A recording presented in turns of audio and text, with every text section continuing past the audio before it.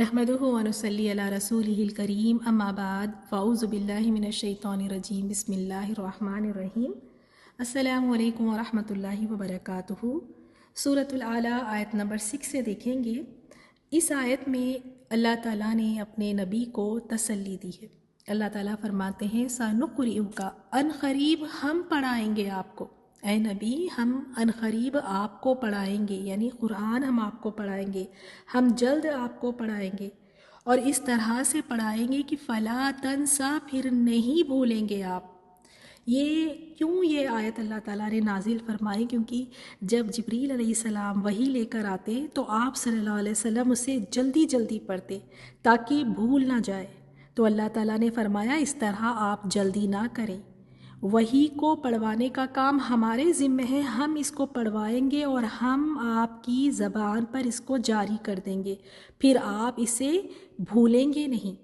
کیونکہ دیکھیں رسول اللہ صلی اللہ علیہ وسلم کا ایک تو شوق تھا اور ایک ذمہ داری کا بھی احساس تھا، اور فکر بھی ہوتی تھی کہ کہیں کوئی وحی کا حصہ، کوئی آیت، کوئی چیز رہ نہ جائے، کوئی چیز بھول نہ جائے، تو آپ بھی ساتھ ساتھ پڑھنے کی کوشش کرتے۔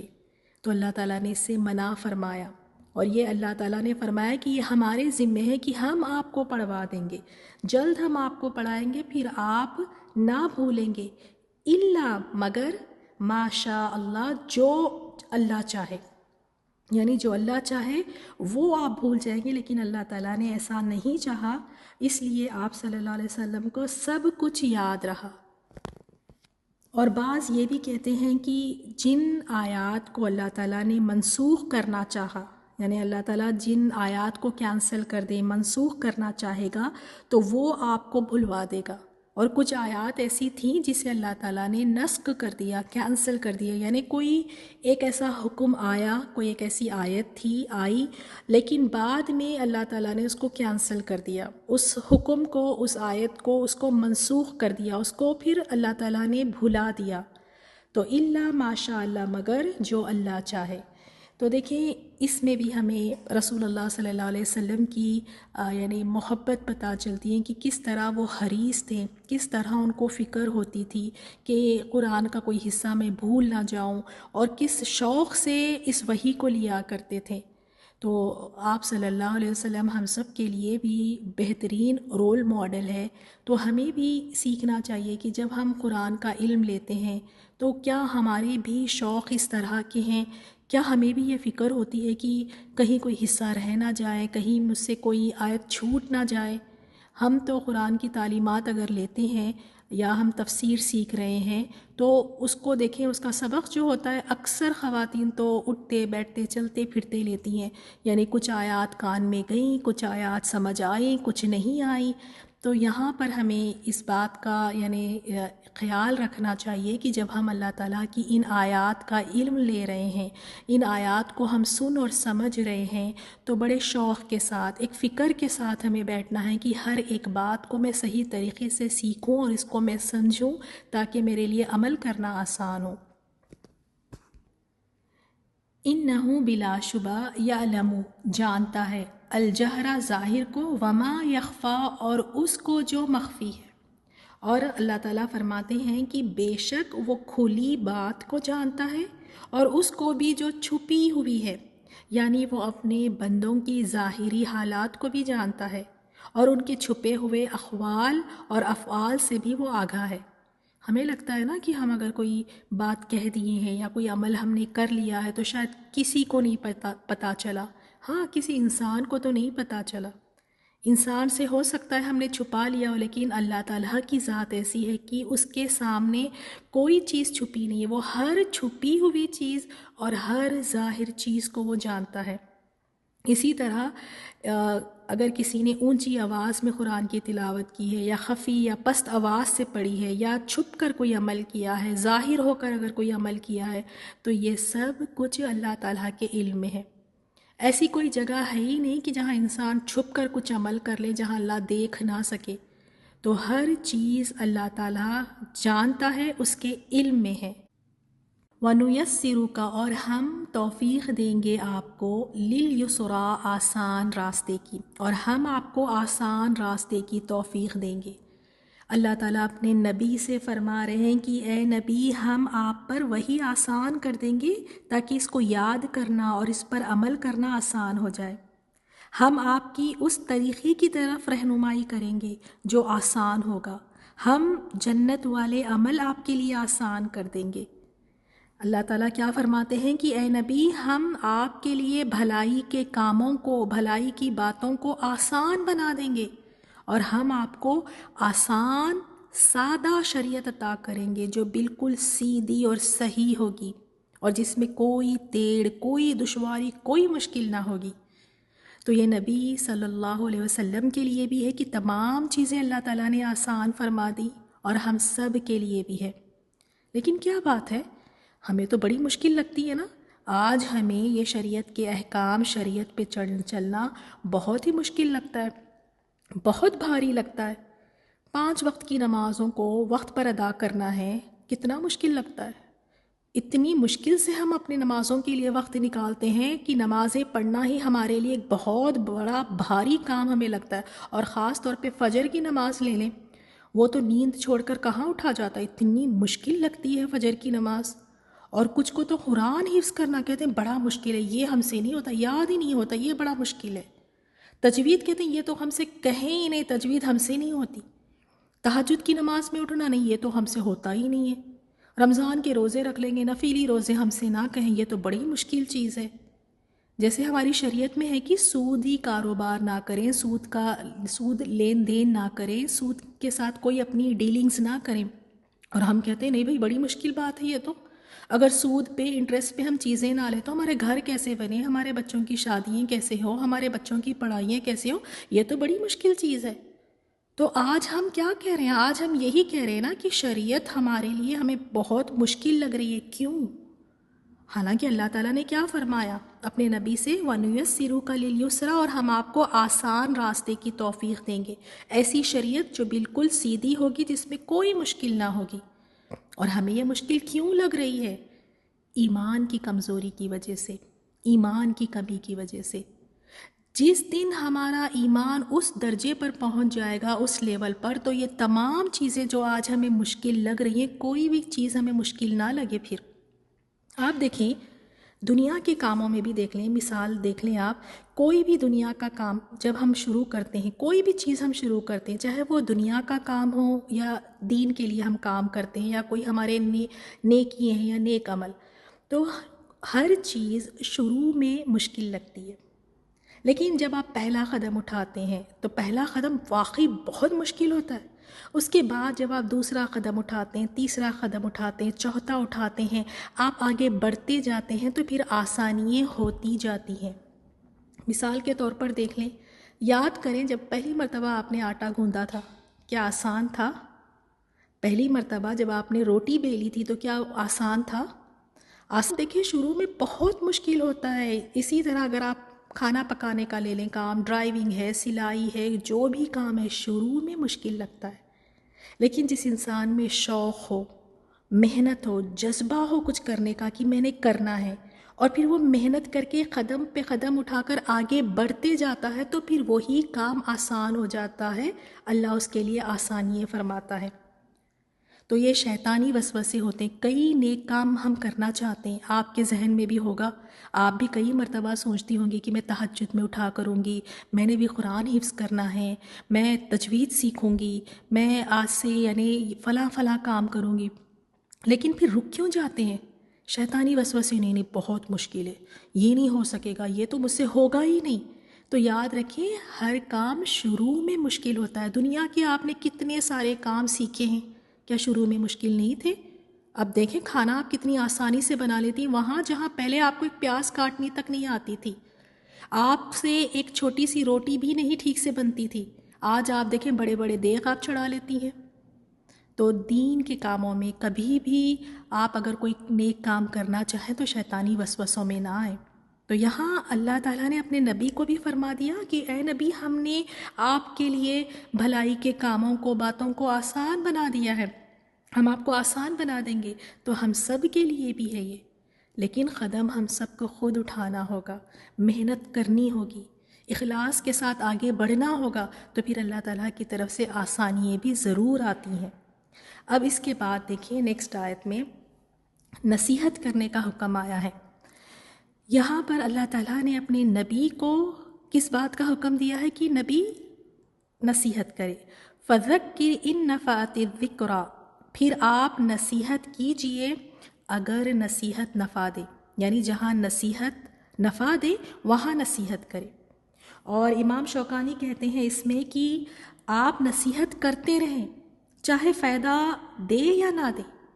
جب آپ نصیحت کرتے ہیں، ایک تو نبی صلی اللہ علیہ وسلم کو اللہ تعالیٰ نے یہاں پر یہ حکم دیا ہے۔ اب آپ اس دور کو یاد کریں، مکی دور ہے، آپ صلی اللہ علیہ وسلم جب دعویٰ اور تبلیغ کا کام کر رہے ہیں، دین کی دعوت کا کام کر رہے ہیں، نصیحت وہاں پر کر رہے ہیں، تو مشرکین مکہ کا کیا رویہ ہوتا تھا؟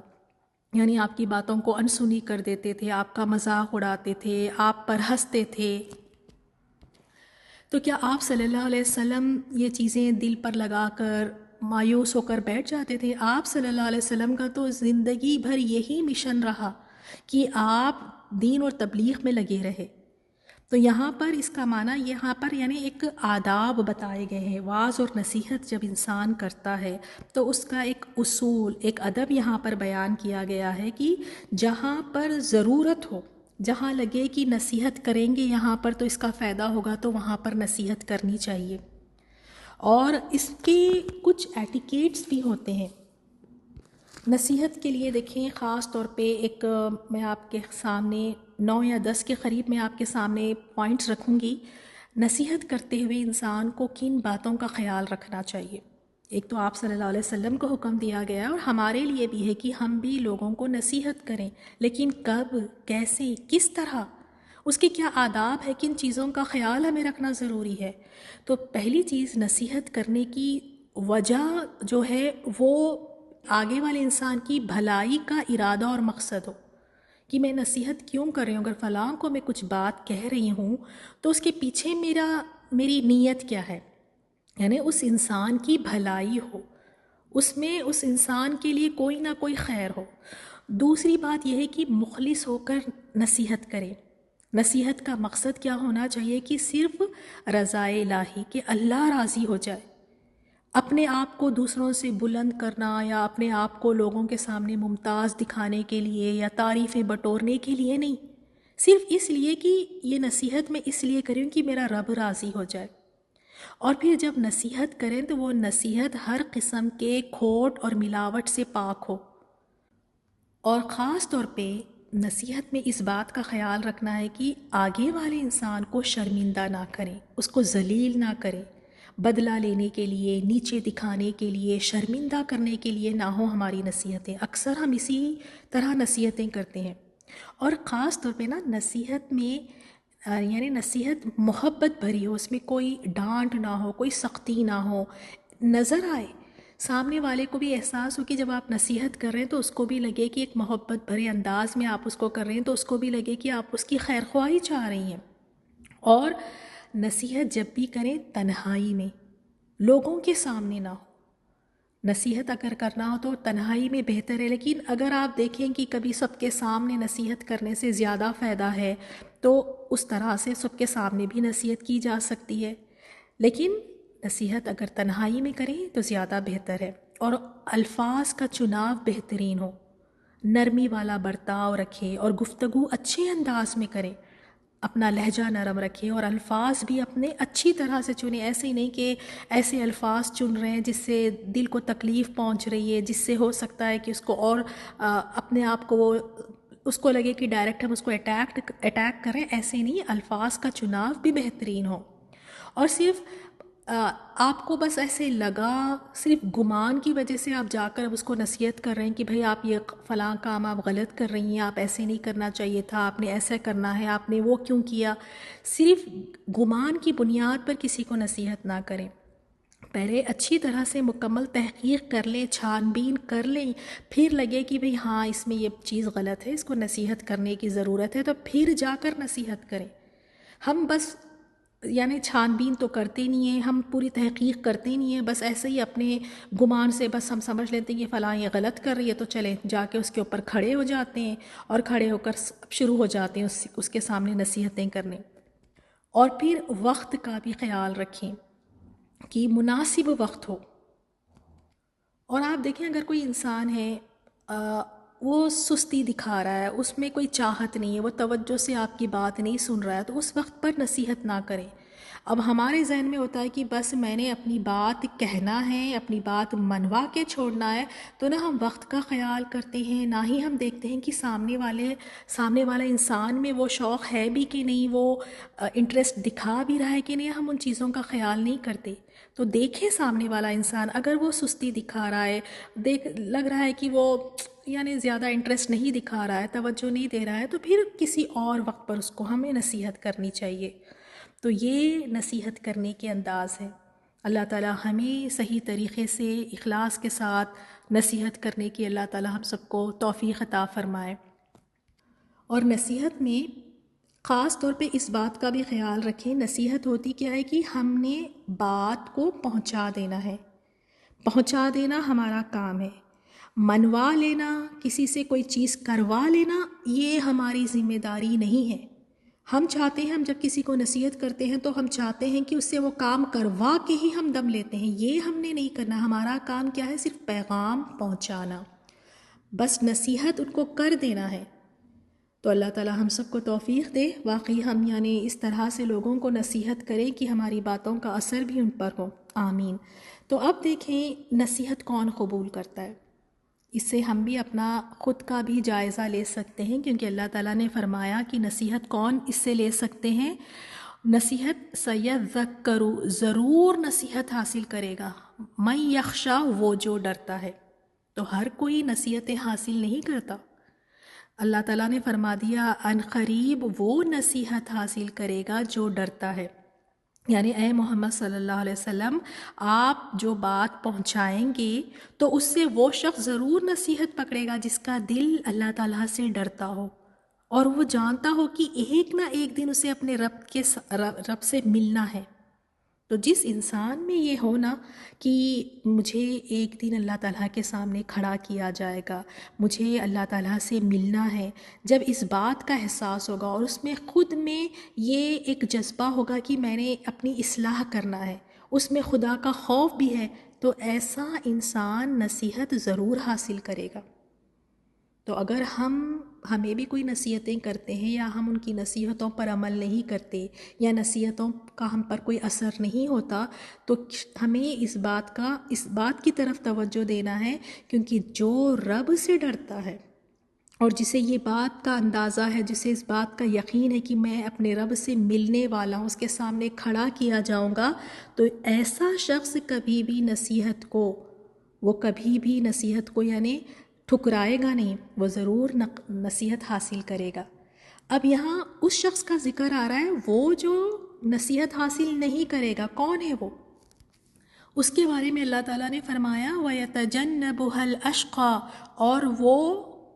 اور دور رہے گا اس سے اشقا، بدبخت، یعنی بدبخت، انتہائی بدبخت شخص ہی اس نصیحت سے دور رہے گا، وہی ان چیزوں سے، نصیحت سے اپنا پہلو بچا بچا کر نکلے گا۔ کیوں؟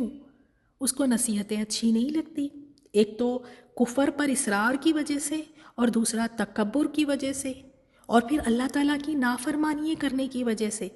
تو اب ایسے شخص کو آپ نصیحتیں سنائیں، کوئی نصیحتیں اس کو فائدہ نہیں پہنچائے گی، بلکہ ان نصیحتوں سے وہ دور رہے گا، اپنے پہلو کو بچا بچا کر نکل جائے گا۔ الذی یصلی النار الکبریٰ، اور جو داخل ہوگا بہت بڑی آگ میں۔ تو پھر ایسے بدبختوں کی کیا سزا ہے کہ وہ نار الکبریٰ میں رہیں گے، بہت بڑی آگ میں، اور وہ آگ ایسی ہے ثم لا یموت، پھر نہ وہ مریں گے فیہا، اس میں، ولا یحیا، اور نہ جئیں گے۔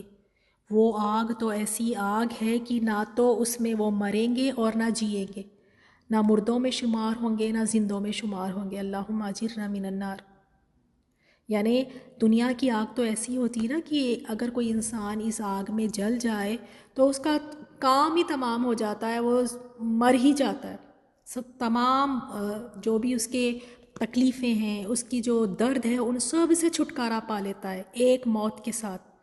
لیکن وہاں کی آگ میں جلیں گے اور جلیں گے اور پھر بھی موت نہیں آئے گی، موت کو پکاریں گے لیکن پھر بھی موت نہیں آئے گی، نہ زندوں میں شمار نہ مردوں میں شمار۔ لیکن ان کے برعکس جو لوگ صرف اپنے گناہوں کی سزا بھگتنے کے لیے عارضی طور پر جہنم میں رہیں گے، جو لوگ صرف یعنی اب ان کے کچھ ایسے گناہ تھے جس کی وجہ سے انہیں جہنم میں رکھا گیا، تو انہیں اللہ تعالیٰ ایک طرح کی پھر موت دے گا، انہیں موت آئے گی، ان کے علاوہ کسی اور کو نہیں آئے گی۔ جب یہ اپنے گناہوں کی سزا بھگت لیں گے تو پھر اللہ تعالیٰ انہیں موت دے گا، حتیٰ کہ وہ آگ میں جل کر کوئلہ ہو جائیں گے۔ پھر اللہ تعالیٰ انبیاء وغیرہ کی سفارش سے ان کو گروہوں کی شکل میں نکالے گا، ان کو جنت کی نہر میں پھر ڈالا جائے گا، جنتی بھی ان پر پانی ڈالیں گے جس سے وہ اس طرح جی اٹھیں گے جیسے سیلاب کے کوڑے پر دانہ اگاتا ہے۔ اسے صحیح مسلم نے روایت کیا ہے۔ تو اس کے علاوہ جہنم میں موت بالکل نہیں ہے۔ تو اس آیت سے ہمیں پتہ چلا کہ دو طرح کے لوگ ہیں، وہ جو نصیحت حاصل کرتے ہیں اور وہ جو نصیحت حاصل نہیں کرتے، اور بدبختی ہے جو ان نصیحتوں سے دور رہتا ہے۔ لیکن جسے اپنے رب کے سامنے کھڑے رہنے کا یقین ہے، جسے اپنے رب کا خوف ہوگا، اللہ تعالیٰ کا خوف ہوگا، تو وہ کبھی بھی نصیحتوں کو یعنی اگنور نہیں کرے گا، بلکہ وہ نصیحت حاصل کرے گا، ان نصیحتوں سے وہ اپنی زندگی کو بہتر ہی بنائے گا۔ اللہ تعالیٰ سے ہم سب یہی دعا کرتے ہیں کہ ہمارے دلوں کو اللہ تعالیٰ نرم کر دے تاکہ نصیحتیں حاصل کرنا ہم سب کے لیے آسان ہو جائے، اور ایسی حکمتیں ہمیں عطا فرمائیں کہ ہم جب لوگوں کو نصیحتیں کریں تو اچھے انداز میں اخلاص کے ساتھ ہم لوگوں کو نصیحت کریں۔ آمین۔ ان آیات کی تلاوت سنیں۔ السلام علیکم ورحمۃ اللہ وبرکاتہ۔ سنقرئك فلا تنسى إلا ما شاء الله إنه يعلم الجهر وما يخفى ونيسرك لليسرى فذكر إن نفعت الذكرى سيذكر من يخشى ويتجنبها الأشقى الذي يصلى النار الكبرى ثم